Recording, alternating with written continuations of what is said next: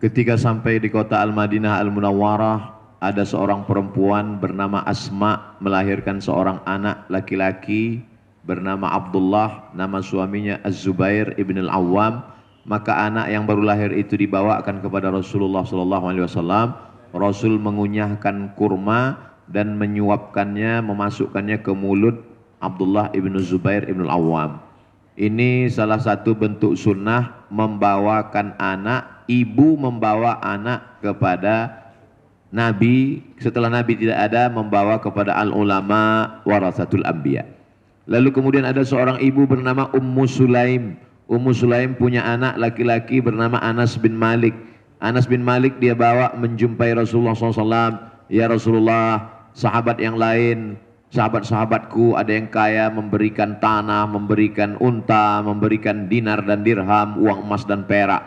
Aku tidak punya apa-apa. Ini anakku. Maka dia serahkan ke Nabi. Nabi doakan, Allahumma akthir amwalahu wa auladahu waj'alhu min ahlil jannah. Ini diantara sunnah para sahabat dulu yang diakui, maka dia masuk dalam sunnah takririyah. Sunnah ucapan qauliyah, sunnah perbuatan fi'liyah. Perbuatan sahabat yang disetujui Nabi adalah takririyah. Begitulah para sahabat dulu membawa anaknya kepada Rasulullah sallallahu alaihi wasallam. Ibu saya anak pertama, amat sangat memesankan. Dulu kalau libur sekolah, saya disuruh ngaji kepada kakek paman beliau, namanya Syekh Muhammad Ali. Nanti kamu kalau libur ngaji ke sana. Kalau khatam, alhamdulillah. Kalau enggak khatam, dapat barokah aja. Lalu kemudian ada seorang juara musabaqah tilawatil Quran di Makkah tahun 1986, namanya Ustadz Armawi Abdurrahman. Saya diserahkan kepada beliau, disuruh ngaji, baca Quran, minta doa. Itulah yang membuat saya sampai hari ini ketika ada ulama saya datang. Tidak saya lihat masalah umur dan usia, karena begitu kami dididik, diajarkan oleh orang tua kami. Adapun masalah bisa salaman atau tidak, itu tentu melihat situasi dan kondisi ramai atau tidaknya.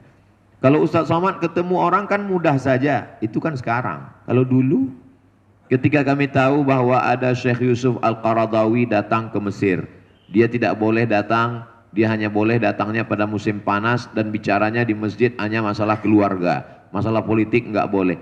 Kami dapat kabar, Syekh Yusuf Qaradawi katanya sedang ada di Kairo. Langsung kami naik bis rame-rame dengan kawan-kawan pergi menyeberang Sungai Nil sampai ke Ajuzah.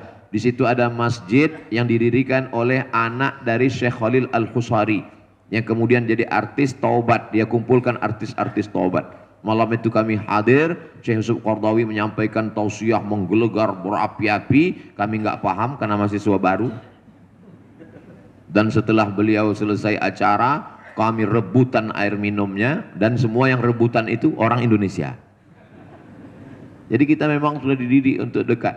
Lalu kemudian saya musim panas, katanya ini musim panas ada Syekh Said Sabiq yang nulis kitab fikih sunnah. Beliau ketika itu di Makkah, tapi kalau musim panas dia pulang ke Kairo. Kami pun datang ke Masjid Al-Hadiyul Islami mendengar beliau. Sudah tua sekali, ngomongnya tidak lagi begitu jelas, tapi kami hanya sekedar datang untuk melihat, mendengar, mengambil barokah. Jadi bukan hanya sekarang, dari sejak dulu.